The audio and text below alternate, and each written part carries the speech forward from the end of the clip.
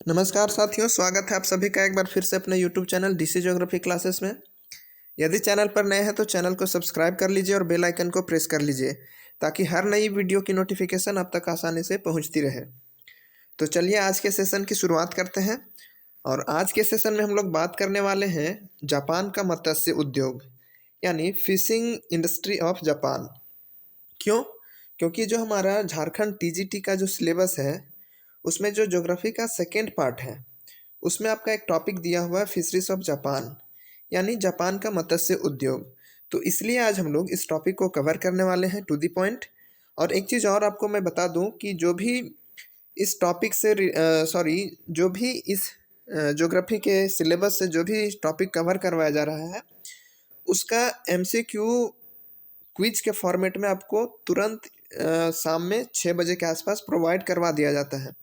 तो आप वीडियो के डिस्क्रिप्शन बॉक्स में टेलीग्राम चैनल का लिंक दिया हुआ है, वहाँ से ज्वाइन कर लीजिए। आपका एग्ज़ाम के पॉइंट ऑफ व्यू से ये काफ़ी इंपॉर्टेंट हो जाएगा और आपकी तैयारी और बहुत अच्छे से प्रिपेयर हो जाएंगे आप। तो चलिए शुरू करते हैं आज के सेशन के। और आज हम लोग बात करने वाले हैं जापान के मत्स्य उद्योग के बारे में। यानी हम लोग एक जनरल इंट्रोडक्शन देखेंगे, उसके बाद जापान के जो भी मत्स्य उद्योग हैं कौन कौन से द्वीपों में है और कौन कौन सी मछलियाँ पाई जाती है, इन सारी चीज़ों को हम लोग आज बारीकी से देखेंगे और समझने की कोशिश करेंगे। तो सबसे पहले अगर हम जनरल इंट्रोडक्शन की बात करें जापान की तो जापान एशिया के पूर्वी प्रशांत महासागर में स्थित है जो कि चंद्राकार आकृति वाला यह मुख्य रूप से 4 द्वीपों के समूह से बना है। ठीक है, या हम कह सकते हैं कि जापान का जो आकार है वो धनुषाकार है। ठीक है, कुछ इस प्रकार का है, धनुष के आकार का। तो अर्धचंद्राकार भी कह सकते हैं या हम धनुषाकार भी कह सकते हैं। ठीक है, या चंद्राकार भी कह सकते हैं क्योंकि चांद का शेप भी कुछ इस प्रकार का ही होता है। ओके, तो हम चंद्राकार, अर्धचंद्राकार या फिर धनुषाकार कह सकते हैं। इसमें 4 द्वीप कौन कौन से हैं? तो होकाइडो है, होन्शु है, शिकोकू है और क्यूशू है। ये 4 द्वीप मिलकर ही बड़े बड़े द्वीप हैं जिससे मिलकर जापान का निर्माण हुआ है। अब जापान को लैंड ऑफ राइजिंग सन यानी सूर्योदय का देश कहा जाता है, ये आपको पता होगा। ठीक है, जापान जो है एक छोटा सा देश है। ठीक है, जापान एक क्या है, छोटा सा देश है लेकिन विश्व में अपनी प्रमुख भूमिका निभाता है। कैसे? तो इसका जो पॉलिटिकली आप इसको देखेंगे राजनीतिक तौर पर, तो पूरे विश्व में ये अपना छाप छोड़ चुका है। जापान एक डेवलप्ड कंट्री है और हर विकसित राष्ट्र का चर्चा पूरे दुनिया में होता है। तो पूरे वर्ल्ड में एक मिसाल के तौर पर जापान उभर कर सामने आया है।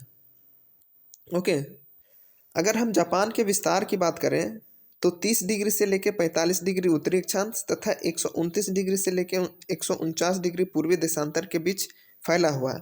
वहीं अगर इसके क्षेत्रफल की बात करें तो 3,78,000 वर्ग किलोमीटर में फैला है लगभग।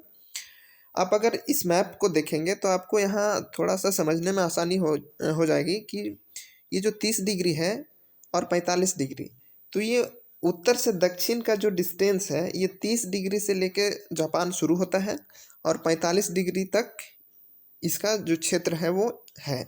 ठीक है, वहीं अगर हम देशांतरीय दृष्टिकोण से अगर देखें तो 129 डिग्री से लेके 145 डिग्री तक इसका विस्तार पाया जाता है। ये आपको क्लियर हो गया होगा। ठीक है, जो जापान की राजधानी है टोक्यो, ठीक है, वो होन्शु द्वीप के मध्य पूर्व में, यानी यहीं पे आपको टोक्यो देखने को मिल जाएगा। और टोक्यो के बगल में ही जापान की सबसे एक ऊंची पर्वत है जो फ्यूजियामा है, वो भी स्थित है होन्शु द्वीप के ऊपर ही। ठीक है, होन्शु जो ब्रिटेन से थोड़ा सा बड़ा है और भारत के उत्तर प्रदेश से जरा सा छोटा है। आप इसकी तुलना इस प्रकार कर सकते हैं कि जो होन्शु द्वीप है ये ब्रिटेन से थोड़ा बड़ा है, यानी ये जो होन्शु द्वीप है ये ब्रिटेन से थोड़ा बड़ा है और जो भारत का उत्तर प्रदेश है उससे छोटा है। ओके, तो ये चीज़ें आपको ध्यान रखनी है। नेक्स्ट हम बात करते हैं जापान का सबसे ऊंचा पहाड़ जो फ्यूजियामा है जिसकी ऊंचाई 3776 मीटर है वो होन्शु द्वीप पर स्थित है, ये हम आपको पहले बता चुके हैं। और ये जो फ्यूजियामा पर्वत है, ये सक्रिय ज्वालामुखी का पर्वत है। यहाँ वोल्केनो का इरप्शन होते रहता है। जापान की सबसे लंबी नदी की बात करें तो सिनानो है। जापान की सबसे लंबी नदी सिनानो। जापान का सबसे ऊंचा पहाड़ जो है वो फ्यूजियामा, जो 3776 मीटर ऊंचा है। टोक्यो के अलावे अगर ओसाका, कोबे, नगोया और हिरोशिमा जैसे कुछ अन्य महत्वपूर्ण जो शहर हैं वो भी होन्शु द्वीप पर ही स्थित हैं। ठीक है। क्षेत्रफल की दृष्टि से जापान के होन्शु द्वीप सबसे बड़ा है, देन होकाइडो आता है, फिर क्यूशू आता है और लास्ट में शिकोकू। तो सबसे छोटा जो द्वीप है वो है शिकोकू और सबसे जो बड़ा द्वीप है वो है होन्शु। ये आपको ध्यान रखना है बढ़ते क्रम में और घटते क्रम में। तो बढ़ते क्रम में सबसे पहले होन्शु, फिर होकाइडो, फिर क्यूशू, तब जाकर शिकोकू। ओके। यही है जापान का फ्यूजियामा पर्वत जो 3776 मीटर है। ये एक्टिव वॉल्केनो का बना हुआ है, यानी ये ज्वालामुखी पर्वत ही है जो सक्रिय है अभी।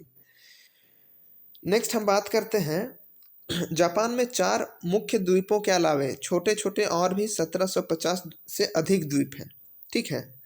तो ये आपको ध्यान रखना है क्योंकि जो जापान है वो काफ़ी फ्रेगमेंटेड है, काफ़ी कटा छटा है, काफ़ी बिखरा हुआ है। ठीक है। यह देश औद्योगिक और मत्स्य उत्पादन में विश्व में अग्रणी स्थान रखता है। यानी अगर विश्व के टॉप 10 देशों की बात करें मत्स्य यानी फिशिंग इंडस्ट्री में, तो उसमें जापान का भी नाम आता है। और जापान वर्तमान समय में 7वें नंबर पर है पूरे दुनिया में मत्स्य उत्पादन में। ठीक है। अगर जापान के बारे में हम देखें तो ये कहा जाता है कि थोड़ी सी भूमि में अधिक जनसंख्या वाला देश है, क्योंकि जापान के पास जो लैंड है वो काफ़ी कम है। आप समझ सकते हैं कि उत्तर प्रदेश से थोड़ा छोटा है और ग्रेट ब्रिटेन से थोड़ा बड़ा है, तो कितना बड़ा होगा आप समझ सकते हैं। कम भूमि होने के कारण खाद्यान्न समस्या अधिक है। जमीन तो कम है लेकिन पॉपुलेशन काफ़ी अधिक है, जिसके कारण क्या होता है कि जो यहाँ फूड सप्लाई है उसका स्कार्सिटी हो जाता है, कमी हो जाता है। ठीक है। तब क्या होगा ऐसी स्थिति में, तो लोग भूमि तरफ से निराश होकर, यानी जमीन में कुछ वैसा उपजा नहीं पाते हैं जितनी इसकी जनसंख्या है, उतनी जनसंख्या की भरपाई के लिए, भरण पोषण के लिए, तब क्या किए ये लोग निराश होकर इसका जो अधिकांश पॉपुलेशन है वो समुद्र की ओर कदम बढ़ाया। और यही समुद्र काफ़ी हद तक जापान के लिए वरदान साबित हुआ। क्यों? क्योंकि जो समुद्र है वो एक मत्स्य उत्पादन का क्षेत्र है और जापान का मैक्सिमम पॉपुलेशन, अधिकांश जनसंख्या, यानी अगर कुल जनसंख्या देखिएगा जापान का तो 20% जनसंख्या डायरेक्टली इन्वॉल्व है जापान के मत्स्य उद्योग में। तो काफ़ी हद तक जो सागर है वो वरदान साबित हुआ है जापान के लिए। ठीक है। आज पूरे विश्व में सर्वाधिक प्रति व्यक्ति मछली का खपत जापान में ही है। अगर पूरे दुनिया की बात करें तो जो कंजम्पशन है यानी खपत है मछली का, वो सबसे ज़्यादा जापान में ही है। ठीक है, प्रति व्यक्ति। यह जापान अगर खपत की बात करें हम, तो अगर मान लीजिए कि 100 पाउंड जापान में मत्स्य उत्पादन होता है तो इसमें 60 से लेके 65% मछली का जो खपत होता है जापान अपना खुद कर लेता है। 35 से 40% के बीच जो मछली बच जाता है उसको एक्सपोर्ट कर देता है फॉरेन कंट्री में, विदेशों में। ठीक है। हम बात करते हैं जापान की, तो यह देश मछली पकड़ने का काम प्राचीन काल से ही करता आ रहा है। ठीक है। ये कोई नई बात नहीं है। विश्व युद्ध के बाद यानी द्वितीय विश्व युद्ध के पूर्व जापान 40% मछली का उत्पादन करता था। ठीक है। ये आपको ध्यान रखना है कि जब सेकेंड वर्ल्ड वार हुआ उसके पहले जापान पूरे वर्ल्ड का 40% मछली उत्पादन करता था। इसी कारण ट्रिवार्था जो भूगोलवेत्ता हैं उन्होंने कहा है क्या कि more than 20% of population is engaged in fishing directly और indirectly, supported fishing a larger percentage than any other nations. यानी जापान का 20% जो पॉपुलेशन है वो डायरेक्टली और इनडायरेक्टली इंगेज है फिशिंग इंडस्ट्री में, जो किसी भी दुनिया के किसी भी अदर नेशन से बहुत अधिक है। दुनिया के और किसी देश में अपने देश का 20% जनसंख्या कहीं इन्वॉल्व नहीं है फिशिंग इंडस्ट्री में, जापान में ऐसा है। ठीक है। अब अगर हम बात करें मछली खपत के दृष्टिकोण से तो जापान प्रति व्यक्ति सबसे अधिक है। वार्षिक खपत लगभग 65 पाउंड के लगभग है। ठीक है, ये आपको ध्यान रखना है। 1999 में यानी 1999 में जापान 15 लाख टन मछली का उत्पादन किया। उसमें से 98% मछली सामुद्रिक था। आज भी जापान में जो मछली का उत्पादन किया जाता है अधिकांशतः वो समुद्री मछली ही होती है। बहुत कम 2-4% मछलियाँ ऐसी होती हैं जो नदियों में, तालाबों में उत्पादित की जाती हैं। ठीक है, अब जो सबसे लंबी नदी शिनानो नदी है, जो लगभग कितनी किलोमीटर लंबी है, तो 367 किलोमीटर यानी 367 किलोमीटर लंबी है, जो होन्शु के मध्य क्षेत्र से बहती है। जो होन्शु द्वीप है उसके मध्य से होकर शिनानो नदी बहती है। ओके, जापान में अत्यधिक मत्स्य उत्पादन होने के कारण कुछ तो होंगे ना, तो उसके कारण जो है उसको चलिए हम लोग एक एक करके डिस्कस करते हैं। जब जो सबसे महत्वपूर्ण कारण है उन कारणों की हम लोग चर्चा करेंगे।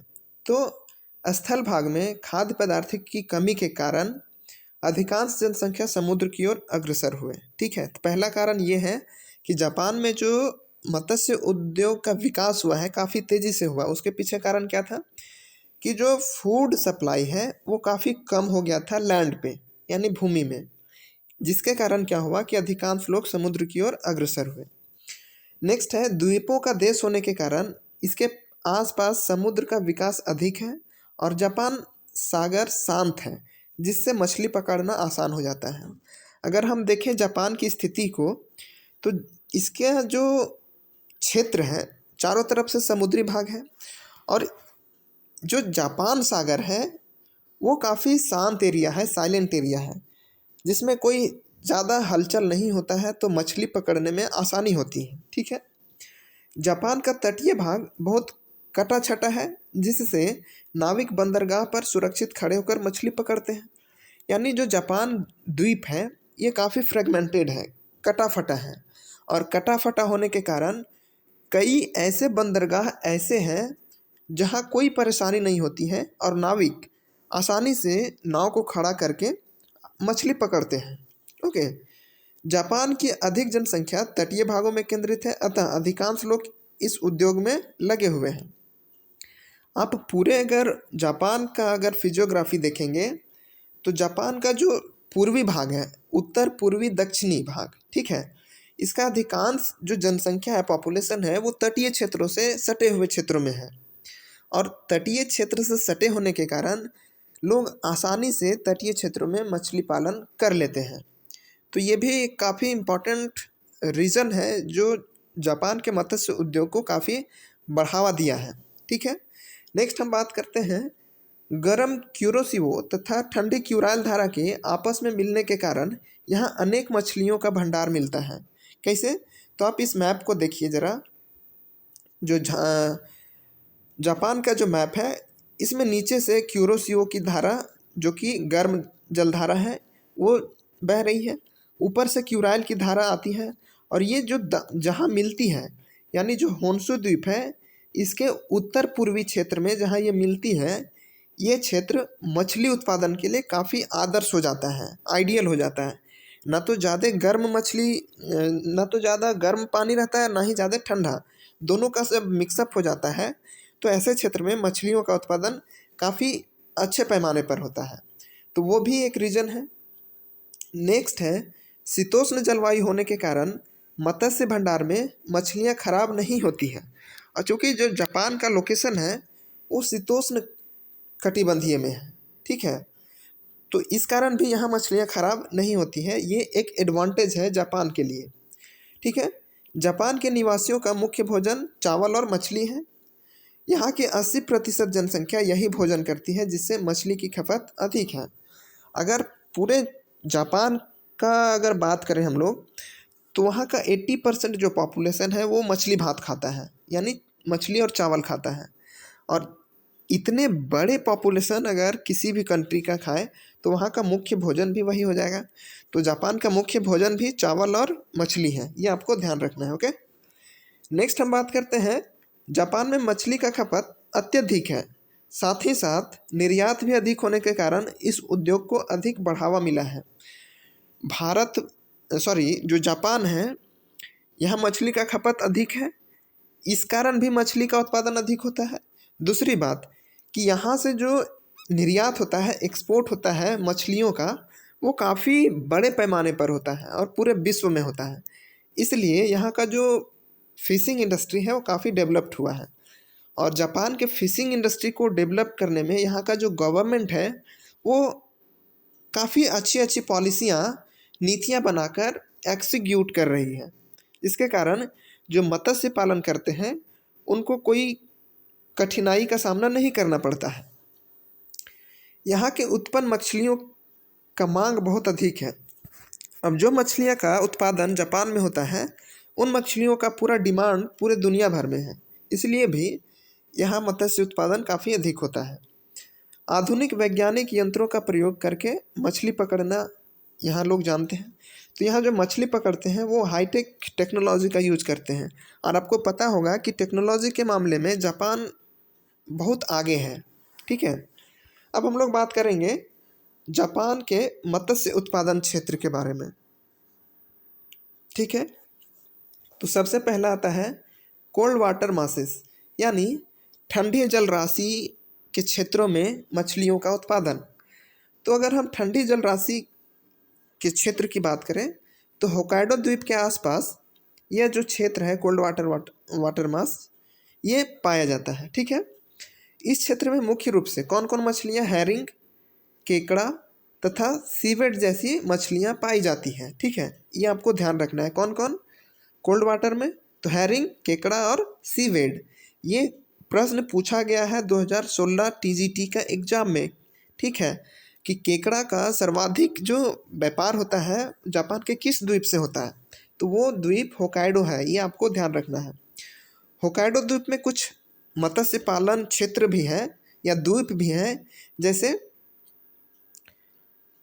होकेटड, ओटारू, बकाना, सपोरो आदि। ठीक है, ये कुछ होकाइडो द्वीप के प्रमुख मछली उत्पादक क्षेत्र हैं, जैसे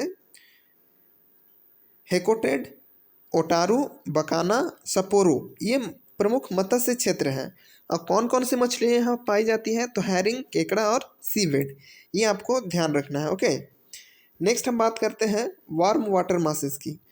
तो मध्य तथा दक्षिण होन्सू, अब ये द्वीप जो है ये होन्सू का है। ठीक है, अब मध्य तथा दक्षिण होन्सू, ये मध्य और ये दक्षिण, यानी ये वाला पार्ट में, तथा सिकोकू में ऐसी स्थितियां पाई जाती हैं। अब ये जो सिकोकू है, ठीक है, ये दोनों क्षेत्रों के बीच वार्म वाटर मास पाया जाता है, क्योंकि जो अभी गर्म जलधारा थी वो इसी मतलब दक्षिण से उत्तर की ओर प्रवाहित हो रही थी। तो गर्म क्षेत्र में कौन कौन सी मछलियाँ पाई जाती हैं? तो सरडाइन है, टूना है, मैकरेल है, अल्बाकर है, ये आपको ध्यान रखना है, ये प्रमुख मछलियाँ हैं। ठीक है, नेक्स्ट हम बात करते हैं मिक्स्ड वाटर मासेस की, यानी मिश्रित प्रकार के जल में जो मछलियाँ पाई जाती हैं उनकी। तो उत्तर होन्सू द्वीप, जहाँ ठंडी और गर्म जलधारा मिलती है, उस क्षेत्र में मिश्रित प्रकार की जलराशियाँ पाई जाती हैं। और ऐसे क्षेत्र में कट्टल, स्फीपर, सिकवर्ड आदि मछलियाँ पाई जाती हैं। कौन कौन सी? सिकवर्ड, स्फीपर, कट्टल, ये आपको ध्यान रखना है। तो यहाँ भी देख लीजिए, यही जो क्यूरोसिवो और क्यूराइल की जो धारा है जहाँ मिलती है आपस में, इन क्षेत्रों में मिक्स यानी मिश्रित प्रकार की जलराशियाँ पाई जाती हैं, जहाँ पे स्कीफर, सिकवर्ड और कटल पाई जाती है मछलियाँ। तो यही था आज का हमारा एक छोटा सा सेशन। आई होप कि ये सेशन आपको काफ़ी हेल्पफुल रहा होगा। और एक चीज़ और मैं आपको बता दूं कि जापान में जो मछली का शिकार किया जाता है जो यंत्र से, उस यंत्र का नाम याना है।